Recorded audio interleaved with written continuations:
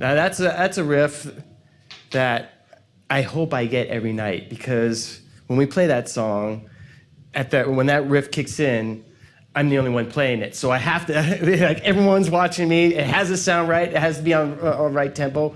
And, if I don't practice that riff, I'm liable to mess it up. I wasn't motivated by a lot of the things that, might motivate people, fame, fortune, whatever. I was just motivated by wanting to play the guitar well. Actually, when I think about it, yeah. When I went to go see the Hendrix movie, I remember going back to my home and digging out this guitar that was in my closet that I didn't really touch.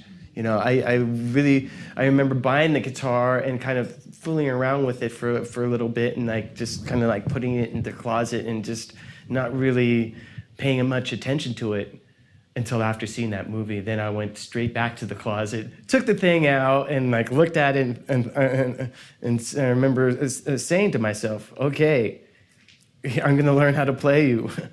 And it was a very, very, very distinct time, and I remember that there was nothing else in my life that had ever inspired me to just sit down and just do one thing, just like Guitar had. And it was just an amazing moment for me, because at that point, all I wanted to do was just play guitar and learn how to play it as well as I possibly could. And not a whole lot of people know this, but I wrote this riff when I was 16 years old, and it's still with us to this day.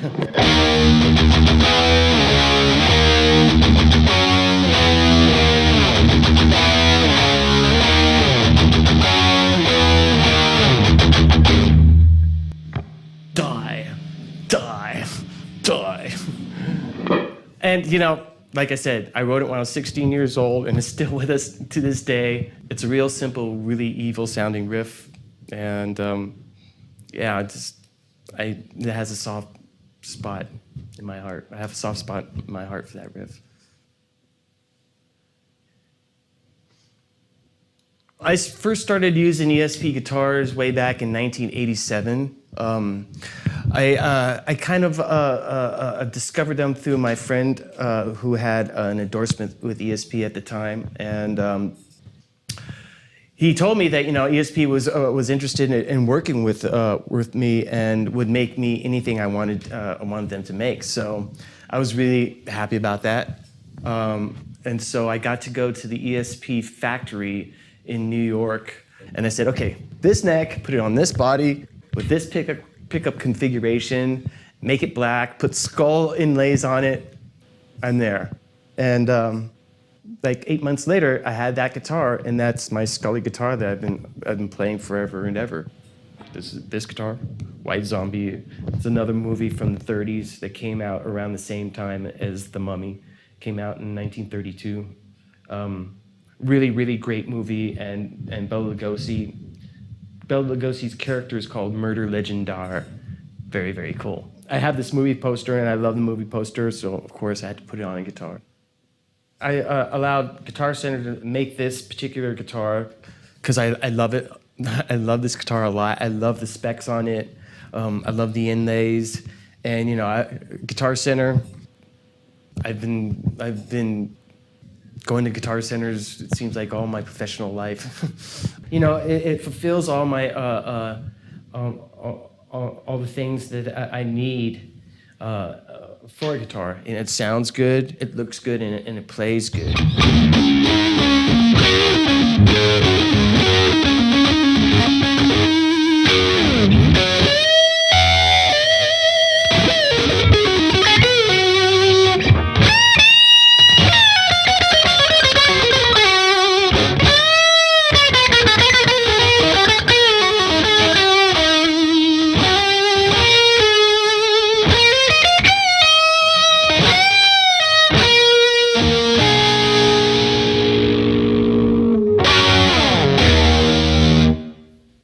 Jeff Beck, Jimmy Page, Ron Wood, Joe Perry. I mean, those are all guys that I sat down with in my living room when I was 15, 16 years old and tried to learn their licks.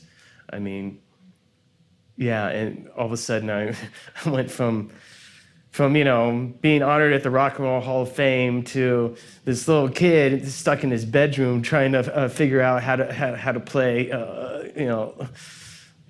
Jeff Beck tunes, Zeppelin songs all over again. I mean, I was brought back to that time where I was just a high school nerd who was just really, really just blown over by this music and these musicians. I mean, it's crazy.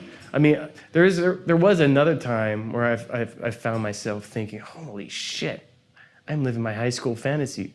And that was when I had gone to see Rush, and then after the show I was hanging out with Alex Lifeson, and we were just hanging out, drinking wine, talking about guitars, and I thought, yeah, I really made it. I'm really here right now, hanging out with Alex Lifeson backstage, drinking wine. Doesn't get much better than that. Well, I think it's not necessarily what you have to do. I mean, but I think that it shows when you're really passionate about your instrument or your music. I mean, it's really evident. Maybe it's just all you need is just a want to keep on doing it, Finding that passion and just sticking with it. Being passionate about the passion. Well, I love being in the zone. I love the sense of true abandon that I can get into. I love just being taken somewhere else and just wrapped up in like almost pure creative expression. I mean, for me, I love the zone.